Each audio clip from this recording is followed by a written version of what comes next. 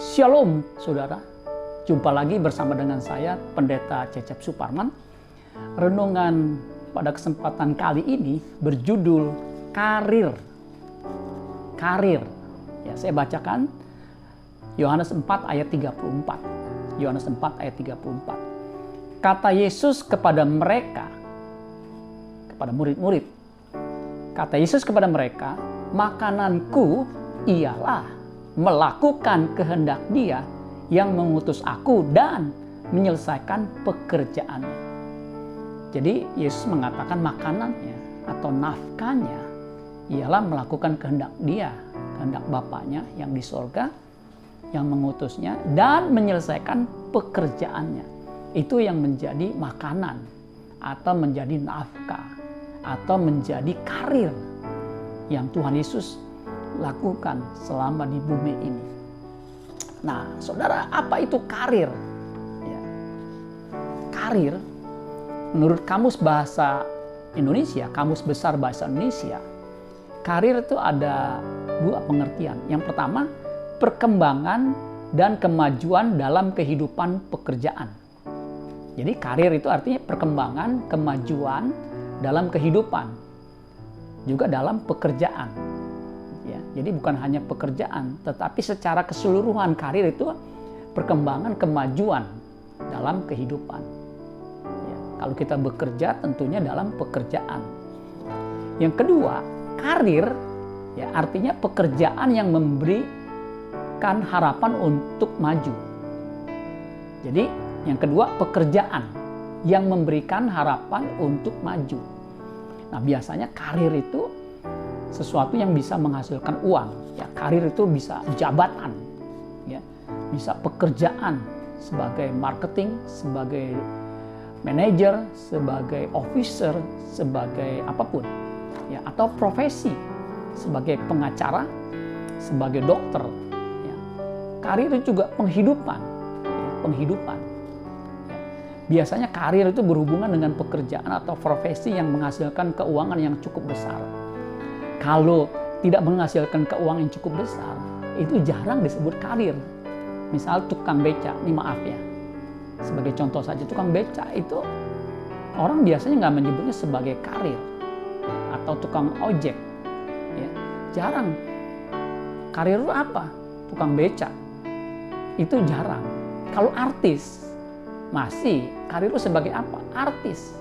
Karena artis menghasilkan keuangan yang cukup. Ya, karir kamu apa? Sebagai pemulung. Mereka nggak menyebutnya, atau kita umumnya nggak menyebutnya itu sebagai karir.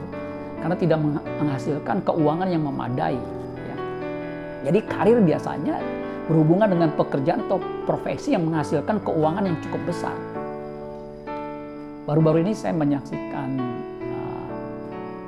di Zoom, ya, seorang yang diberikan penghargaan karena keberhasilannya atau karena performance-nya di dalam kepemimpinan di sebuah bank. Yang menarik saudara sekalian, yang mendapat award nih salah seorang CEO mantan di bank tersebut, dia memberikan satu kesaksian atau sambutan lah seperti itu. Nah, dalam sambutan itu sangat menarik saudara sekalian. Dia katakan bahwa dia mulai karirnya itu dari seorang tour guide, ya, dan juga seorang guru. Seorang tour guide dan guru. Dan dia katakan bahwa tour guide dan guru itu punya satu kesamaan, yaitu membawa orang kepada satu tujuan. Ya, kalau tour guide tentunya membawa orang ke tujuan di mana destiny yang dia inginkan, tempat pariwisata yang dia inginkan, kemudian dia menjelaskannya sehingga orang senang ketika berlibur. Nah, sebagai guru juga begitu, ya, mengajarkan ya pengetahuan yang dia miliki kepada murid, sehingga murid boleh mencapai tingkat yang lebih baik lagi. Nah, dia katakan juga bahwa dari karir sebagai tour guide, sebagai guru, itu dia bermutasi atau berubah menjadi seorang marketing, ya, marketer, sebagai penjual, ya, penjual mobil pada waktu itu. Dan sebagai seorang penjual, dia berhasil sehingga dipromosi sebagai marketing director. Kemudian dia pindah lagi sebagai banker, dan sebagai CEO dan seterusnya. Dan dia katakan, ya, apapun profesi kita harus memberi nilai kepada orang lain dan membuat orang lain berhasil. Saya pikir ini suatu hal yang bagus. Ya. Di dalam karir ternyata ada misi, yaitu membuat orang jadi lebih baik. Yaitu sebuah pelayanan. Karena sukses adalah apa? Kita mencapai potensi yang paling maksimal yang ada dalam diri kita dan menjadi berkat buat orang lain. Menjadi berkat dalam arti apa? Orang lain pun mencapai potensinya yang paling maksimal. Ya. Ini luar biasa, saudara. Nah, orang biasanya mengejar karir dalam kehidupannya. Ya, ada yang mengorbankan keluarganya. Jadi dia kejar karirnya sebagai apapun. Ya, dia tidak pedulikan keluarganya. Sebagai pengusaha dia ingin sukses. Dan dia korbankan keluarganya. Nah, ini miris, saudara sekalian. Setelah dia mencapai apa yang dia miliki, ternyata anaknya mengalami keadaan yang ada yang kena narkoba, ada yang bunuh diri karena tidak diperhatikan. Karena buat apa, saudara? Kalau saudara memiliki segala sesuatu, ya, fasilitas, uang, tetapi ketika keluarga Anda berantakan karena Anda tidak memperhatikan mereka, ya, semua jadi sia-sia. Dan yang lebih miris lagi, yang lebih tragis lagi, orang mengejar karirnya itu mengorbankan kehidupan kekalnya. Jadi demi karirnya dia menghalalkan segala cara.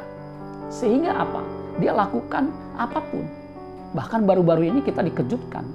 Ya, ada 2 menteri yang ketangkep KPK, OTT, operasi tangkap tangan. Sebagai menteri itu posisi yang tinggi sekali, dia di bawah presiden. Buat apa kita korbankan, ya, kehidupan kita, bahkan nama baik kita, hanya demi untuk mencapai keuangan yang banyak. Ya. Jadi ini miris. Yang lebih miris itu tadi mengorbankan kekekalannya. Demi karir dia lakukan hal-hal yang tidak berkenan di hadapan Tuhan. Dia tidak memperdulikan Tuhan di dalam mengejar karirnya. Padahal di dalam karir itu, Tuhan menempatkan misi yang kita harus emban. Di Alkitab diceritakan ada seorang kaya, ya, karirnya gemilang, cemerlang. Ya, dia mengumpulkan uang begitu banyak. Di Alkitab dikatakan begini, di Lukas pasal 12 dikatakan begini. Kemudian Yesus mengatakan kepada mereka suatu perumpamaan, katanya, ada seorang kaya, tanahnya berlimpah-limpah hasilnya. Jadi dia kaya karena hasil tanahnya berlimpah-limpah. Jadi dia pengusaha, ya, petani yang sukses, tuan tanah yang sukses. Ia bertanya dalam hatinya, ayat 17, Lukas 12, apakah yang harus aku perbuat sebab aku tidak mempunyai tempat di mana aku dapat menyimpan hasil tanahku. Jadi dia panen luar biasa, dia sukses luar biasa. Lalu katanya, inilah yang akan aku perbuat. Aku akan merombak lumbung-lumbungku. Lihat, aku akan merombak lumbung-lumbungku. Ya. Dan aku akan mendirikan yang lebih besar. Dan aku akan menyimpan di dalamnya segala gandum dan barang-barangku. Ayat 19. Sesudah itu aku akan berkata kepada jiwaku, jiwaku, ada padamu banyak barang tertimbun untuk bertahun-tahun lamanya. Beristirahatlah, makanlah, dan minumlah, dan bersenang-senanglah. Jadi semuanya untuk aku. Untuk kesenangannya. Memang kalau ada uang, ya kita bisa membeli apapun yang kita inginkan. Ya, itu tidak bisa dipungkiri maupun dipungkanan. Ya, ada uang memudahkan kita untuk membeli sesuatu. Nggak ada uang memang jadi persoalan.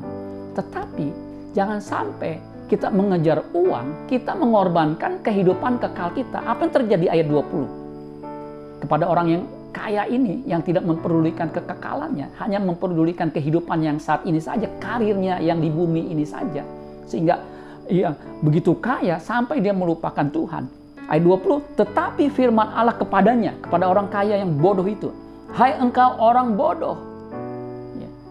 Orang kaya berubah jadi orang bodoh, bermutasi menjadi orang bodoh. Pada malam ini juga jiwamu akan diambil daripadamu. Dan apa yang telah kau sediakan untuk siapakah itu nanti?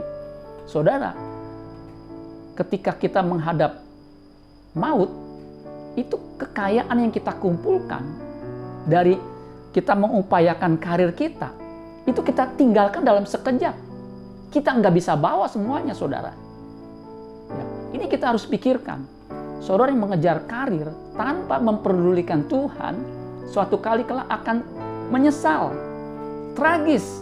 Apa yang kita kumpulkan, begitu banyaknya uang, sampai 7 turunan, 8 tanjakan, 9 tikungan, 10 solokan, nggak habis-habis, saking banyaknya, kita akan tinggalkan. Untuk siapa itu? Ya tentunya untuk anak cucunya.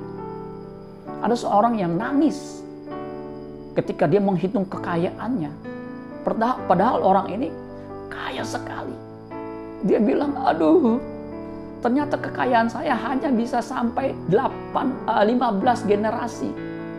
15 generasi itu kan udah bukan hanya anak, cucu, cicit, buyut, dan seterusnya. 15 generasi. Dia bilang, kekayaan saya akan habis pada 15 generasi. Jadi generasi ke-15 akan miskin. Aduh, ini orang ya, tidak memikirkan kekekalan, hanya memikirkan yang di bumi. 15 generasi ke-15 belum tentu ingat kita. Generasi yang keempat aja belum tentu ingat engkong buyutnya, apalagi generasi ke-15. Ya, coba tanya, saudara yang ingat dengan generasi 15 ke atas, ya, gak ada yang ingat. Bahkan engkong aja kadang-kadang kita udah gak inget ya. Jadi dikatakan firman Tuhan, hai engkau orang bodoh, pada malam ini juga jiwamu akan diambil daripadamu, dan apa yang telah kau sediakan untuk siapakah itu nanti? Dikatakan demikianlah jadinya dengan orang yang mengumpulkan harta bagi dirinya sendiri, jikalau ia tidak kaya di hadapan Allah. Jadi saudara sekalian, kita boleh mengumpulkan harta, kekayaan kita, uang, untuk apa? Kita gunakan buat melakukan kehendak Allah, untuk dilakukan memberkati orang lain, saudara. Ya, memberkati keluarga memang harus, wajib, kudu. Tetapi jangan lupa, kalau sampai kita melupakan Tuhan karena kita mengejar karir, itu miris, saudara sekalian. Jadi apa sebenarnya yang kita harus kejar selama kita hidup di bumi? Seperti Yesus. Yesus mengatakan, makananku ialah melakukan kehendak Dia yang mengutus aku dan menyelesaikan pekerjaannya. Yesus menyelesaikan pekerjaannya. Apa tuh pekerjaannya? Ia sebagai anak Allah, di mana Bapa berkata, inilah anakku yang kukasih, kepadanya lah aku berkenan. Dia mencapai potensinya yang paling maksimal. Dia menjalankan misinya di bumi ini, yaitu menjadi penebus, menjadi penyelamat. Dia mati di kayu salib ya, dalam ketaatan, sehingga ia boleh menjadi pokok keselamatan bagi kita yang percaya. Sehingga kita yang percaya diberikan juga kemampuan untuk menjadi apa? Menjadi anak Allah yang berkenan. Yesus ketika dibaptis keluar suara dari Bapa di sorga, inilah anakku yang kukasihi, kepadanya lah aku berkenan. Kemudian ketika ia dimuliakan di atas gunung, terdengar juga suara dari Bapa di sorga, inilah anakku yang kukasihi, kepadanya lah aku berkenan. Dengarkanlah dia. Kita harus mendengarkan apa yang Yesus katakan. Kumpulkanlah harta di sorga, bukan yang di bumi. Kita mengumpulkan harta di bumi, ya perlu. Kita mesti jaga harta kita. Untuk apa? Demi untuk kemuliaan nama Tuhan. Nah, saudara-saudara sekalian, apa yang saudara kejar di bumi ini? Jangan sampai lupa dengan Tuhan. Karena semuanya pada akhirnya kita akan tinggalkan, yang sisa hanya Tuhan. Nah, saudara-saudara sekalian, biarlah kita memahami karir kita yang sesungguhnya adalah menjadi anak Allah yang berkenan di hadapan kita. Apapun profesi kita, enggak peduli. Kita lakukan semuanya itu untuk kemuliaan nama Bapa di surga. Sehingga Tuhan disenangkan. Ketika pada waktunya kita menghadap Tuhan, Tuhan berkata, inilah anakku yang kukasihi, kepadanya lah aku berkenan. Tuhan Yesus memberkati. Sola Gracia.